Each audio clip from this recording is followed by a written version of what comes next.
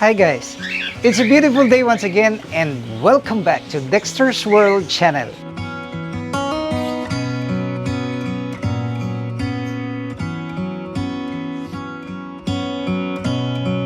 Let me inspire you once more about bird farming because our bird farming here is actually progressing. I now have this chicks of this cockatiel. Another pair have laid their eggs, and last week we were able to witness the actual hatching of these eggs.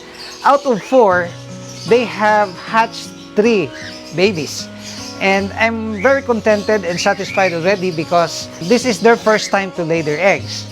And let me inspire you about this bird farming.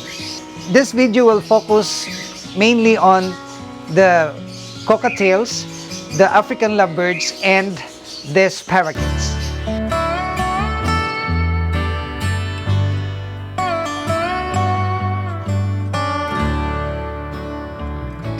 Well, these babies here inside are more than 10 days old. They don't have yet opened their eyes. Their eyes are still closed, but they are already very active. They're so fat, and actually the behaviors of the babies inside are showing that they felt our presence because they are so responsive. So I'd like to open this one now and let us see these beautiful creatures here inside. Wow, almost all of them have the same size. So in breeding cockatiels, let me tell you that, of course, per my experience, I'm not an expert, but I'm the kind of person that really loves to share my experiences in order for the others also to, to learn or take something, a lesson out of our experiences, out of our sharing. And in breeding cockatiels, let me share with you that we have to patiently wait for our breeders to become matured. And for them to become matured, it takes us 1 year or maybe 10 months to 1 year. And it takes a lot of patience to wait for them laying their eggs. So we cannot force them, of course. And in fact, I already have consulted many of my friends who have experience about breeding these cockatiels, and one of the things that they share with me is the ability to wait, your patience, because they are not like ordinary birds that can just lay eggs anytime. The parakeets, of course, are laying eggs anytime. After 5 months, 4 months, they can already, become adults and lay their eggs massively and produce babies. But these cockatiels are different because they're bigger, and it seems that the environment is also an important factor for them to be able to produce. Well, many of us said that they have to be caged individually. I mean, each pair should have an individual cage. But in my case, I am just grouping them together, and I think this environment is already very conducive for them to really multiply because there are already 2 pairs that have laid their eggs. And in fact, another pair is laying eggs right here. I can see 1 egg over here. This is the 3rd pair of cockatiel that has laid eggs. So these 3 boxes now are occupied. We have 1 egg here, we have babies here, and another batch of eggs are also laid in that particular box. My sharing is also focused on the kind of feeding that we have, given to our cockatiels. In fact, in our last video, I said that it's good to give them moringa. Moringa is good, especially if these cockatiels have babies. So you will see the, the evidence, because if, as I can look at here, these babies are really very fat. They don't have issues about their health because they are so energetic and very responsive to humans. This is an indication, as far as I am concerned, that they will thrive and they will really survive, because they have passed through, a couple of days already, and they are getting fat each day.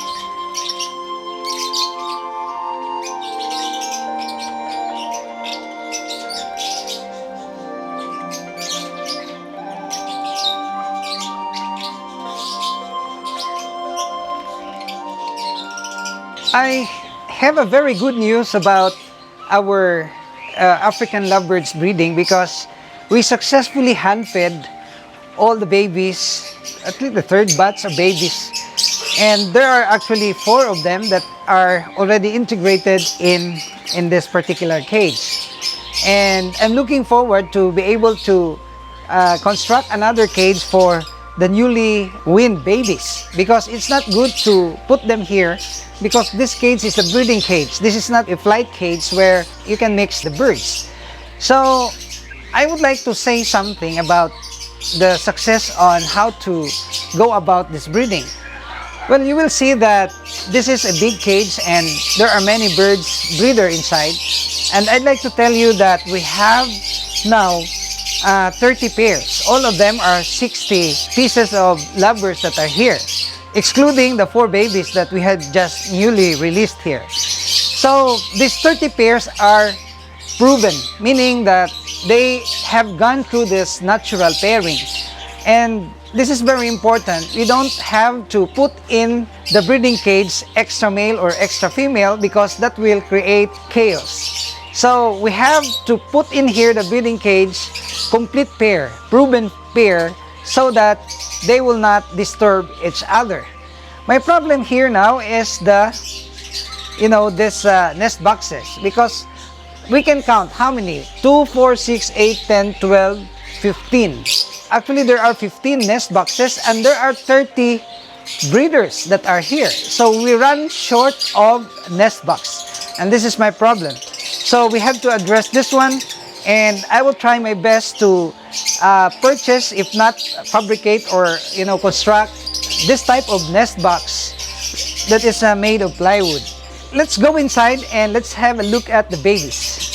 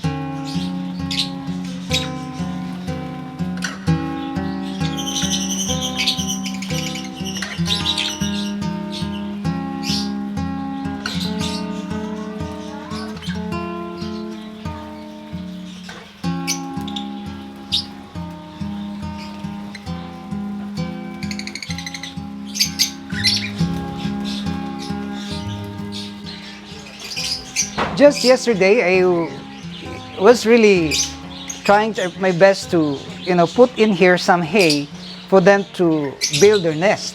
I know that this time is the breeding season, and they are fond of, gathering the hay inside the nest boxes. And you can see their activities. That's really very busy.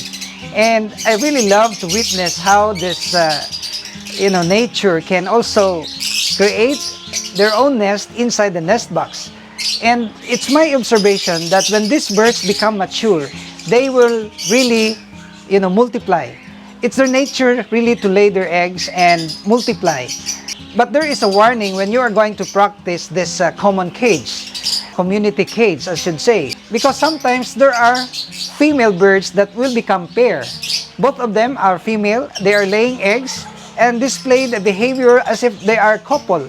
But in reality, they are just both females. They will also lay eggs, but these eggs are really not fertile. The moment that you will see in one single nest box that contains, more than 10, more than 8, or maybe 12, so you will now suspect that this couple is not a male and a female. There are both female lovebirds. So many of my friends said, why is it that my birds are not hatching their eggs? Only to find out that both of them are female. So they can fake, they can make us believe that they're gonna produce babies, but in reality, the eggs that have been laid is only out of the nutrients of the food that we are giving. It's not fertile eggs. So you will see now that they are all very busy building their nest inside. We will examine how many chicks we can, see here today. So we will now examine this box and we will see inside if we can, see babies.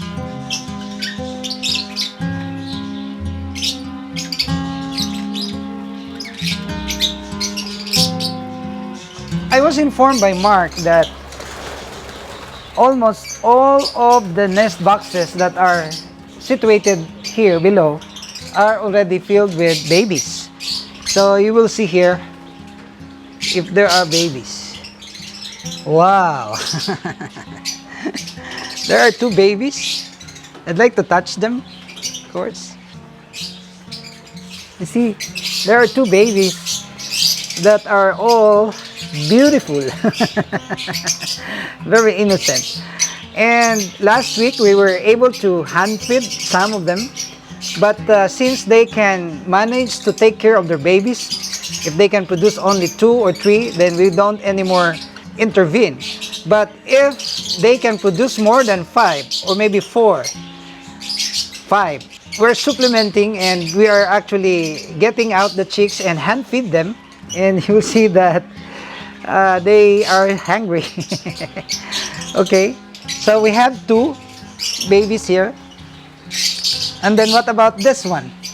Well, I'm sure that we can see babies and I will not disturb them anymore. So, see if they have babies. Yes, we can see babies right here. Wow. Wow, very good. Healthy babies. And what about this one? This one also, this nest has also babies. Wow, beautiful. Very beautiful. You see, very innocent. I don't want to touch them. They're still very small. What about this one? We can see eggs. Wow. We will not disturb that one. And this one, you will see babies right here. So, all in all, we have here some 15 babies of this African lovebirds. And this is already a milestone because when we started breeding this one, we started from 0. We started from scratch.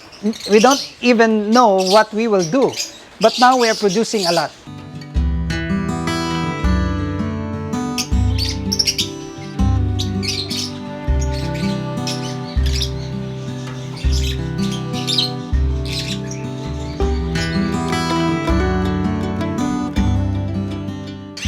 And about our parakeets, well, I'm so satisfied with what we have done. We have hand-fed also some of the parakeets and it gives us good result. Some of them are already here flying and they become matured already. But this one is the only one left among the babies that we have hand-fed. And you know, in breeding parakeets also, you will become successful if, of course, the environment is also very conducive for them. We have choices here. We have this clay pots, but you look at the downside of this clay pots, it's already been broken. But I'd like to say that the long-lasting nest box for the parakeet should be this bamboo. And this bamboo is already good if you don't have clay pots. If you don't have this coconut husk, the bamboo is one of the best options that you can use for your parakeets.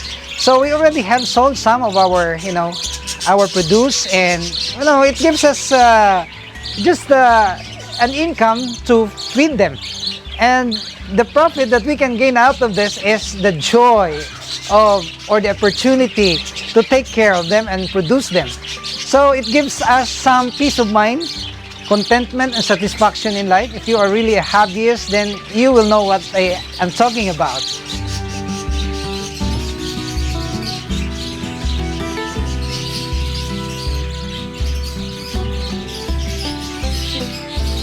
So these are the things that we can share with you so far.